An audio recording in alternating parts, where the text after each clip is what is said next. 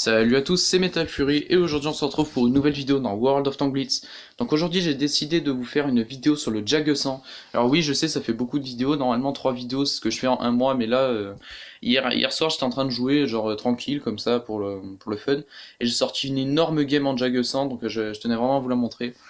Donc on va analyser ça tout de suite. Premièrement, qu'est-ce que c'est le Jag 100? C'est un TD de tier 10, de tier 10 allemand. Donc sur la caisse du E100, donc vous vous doutez, niveau blindage, c'est quand même assez conséquent. Votre bas de caisse est pas mal blindé. Bon, il est simple à percer, mais à partir du moment où vous anglez un peu, genre comme ça devient perçable tout simplement. Votre casemate, faites gaffe quand même, vous avez à peu près 275 à 280 mm de blindage effectif sur la casemate avec l'angle de face. Donc vraiment tout ce qui est OBJ 268, Jag 100, 183 ou quoi, vraiment ça va vous... À la paix ça va vous passer. Si vous vous anglez un peu ça risque d'être compliqué, mais par contre à la gueule vous allez vous faire passer quand même. Mais le char reste quand même assez blindé. Donc ce que je vous conseille c'est juste d'avancer, vous anglez comme ça, vous faites des zigzags un peu comme ça, parce que du coup il va pas vraiment savoir où tirer, sauf si le mec est bon.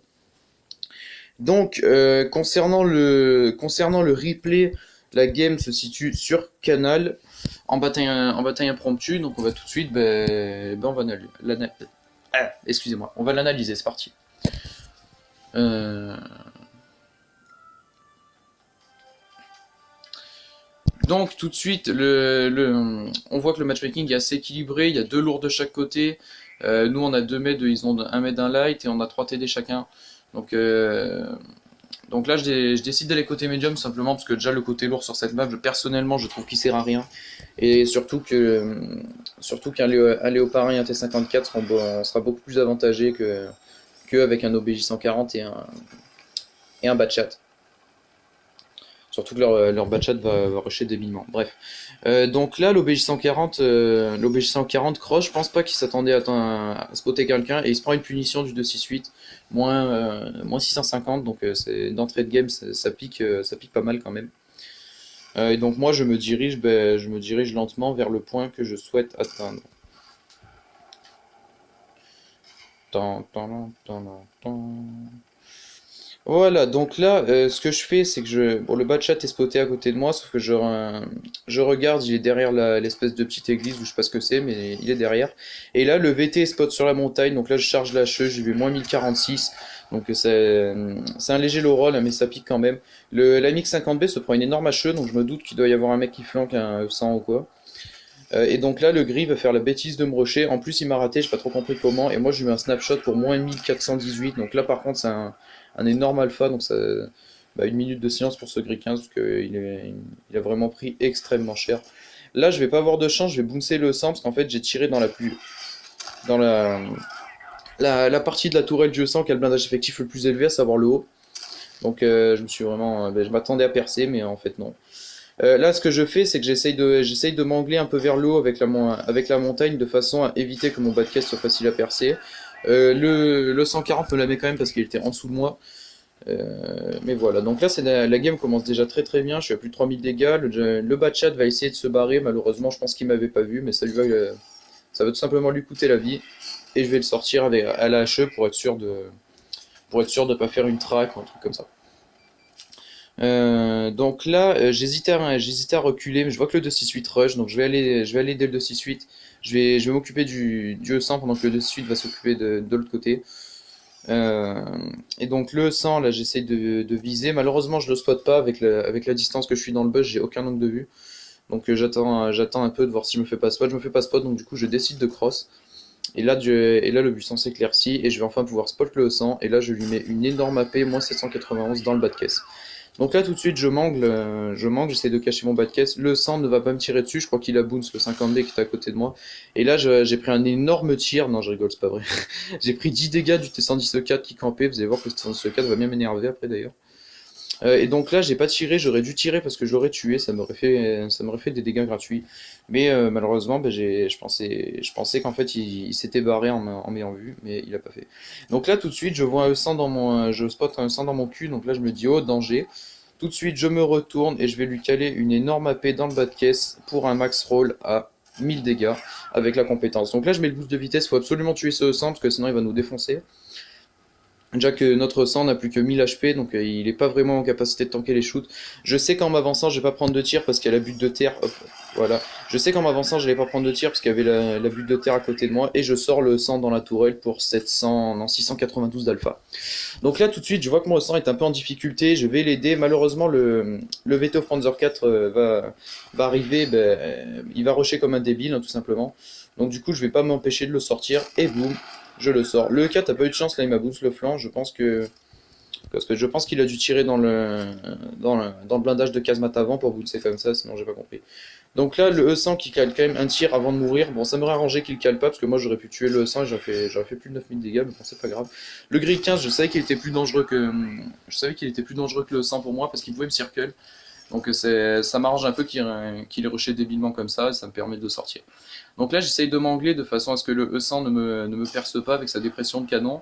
Et ben, il rush comme un débile, donc je lui mets une HE à 227 et je le finis. L'avantage du gros canon, c'est que vous pouvez mettre 400 dégâts sur un IS-7 en hulldown quand vous tirez à la HE, donc en général, le mec en face, ben, il est pas bien. Surtout que votre HE ben, défonce les modules, vu que 570 mm, donc ça pique vraiment. Donc là, le 4 me bounce avec l'angle que j'avais, en même temps, c'est un peu normal.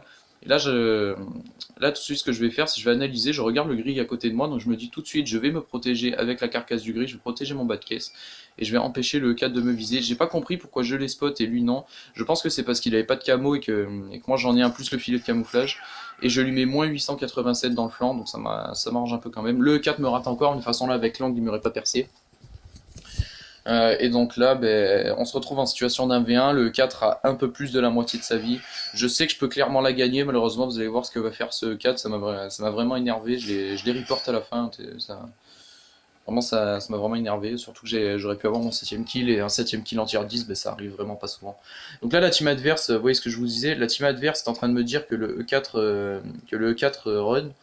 Donc je comprends vraiment pas l'intérêt. Petite erreur de ma part, j'aurais peut-être dû me retourner et partir à la cap, parce que c'était un peu prévisible que j'allais le retrouver côté lourd quelque part pas loin de la cap. Et il va carrément se mettre à caper alors qu'il reste 1 minute de game, donc j'ai vraiment pas compris l'utilité. Vraiment, le mec était mauvais, mais il m'a gâché ma game, quoi. J'étais vraiment dégoûté. Donc là, bon, vous connaissez le Jack 200, c'est pas une Ferrari, hein, j'arrive lentement, lentement mais sûrement. Moi, je suis sûr de pas faire une crevaison, un truc comme ça. Et donc là, j'arrive. Donc là-bas, là, je vais faire une erreur, vous allez voir. Donc je vais vous dire au moment présent. Je spot le 4 grâce à la hauteur de mon char, sinon je pense pas que je l'aurais spot, et lui il m'aurait pas spot non plus, ça m'aurait arrangé qu'il ne spot pas. Et donc là, ce que je vais faire, c'est que je me dis je vais le rusher côté droit, parce que du coup il sera obligé de faire marche arrière pour reculer.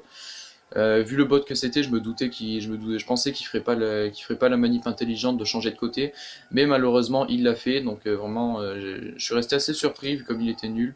J'ai vraiment pas compris, mais bon, tant pis, c'est comme ça, c'est comme ça. Donc là, il s'avance beaucoup trop, je lui mets moins 800 dans le flanc de tourelle, en plus lui il me bounce je crois qu'il a bounce ma casemate ou le haut de caisse, je sais pas. Et donc là, vous voyez qu'il reste 5 secondes J'ai vraiment 0,5 secondes entre le moment où j'allais tirer et la fin de la game, donc j'étais vraiment. J'étais assez dégoûté, mais bon, tant pis, ça reste une excellente game. Donc concernant les résultats, je suis à 8833 dégâts. Donc c'est la 9e Hall of Fame mondiale et 5e EU. Donc c'est vraiment une bonne game. Je suis passé vraiment à 7 dégâts de battre mon record que j'ai fait 8840 en 183. Ceux qui ont vu mon gameplay sur la chaîne de Jimmy, si vous l'avez pas vu, je vous invite à aller le voir. Et voilà. Donc, concernant la team, là j'ai fait le travail de 4 ou 5 joueurs tout seul, donc forcément la team a rien fait.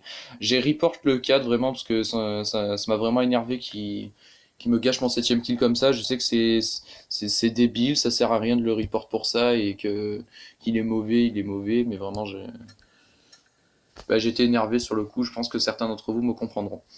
Donc, n'hésitez pas à me dire si la vidéo vous a plu. Je pense que ma prochaine vidéo sera certainement une master en Dracula que va m'envoyer Inside et KRKS. Je l'analyserai la semaine prochaine et je vous dis à très bientôt pour d'autres vidéos. Allez, salut à tous.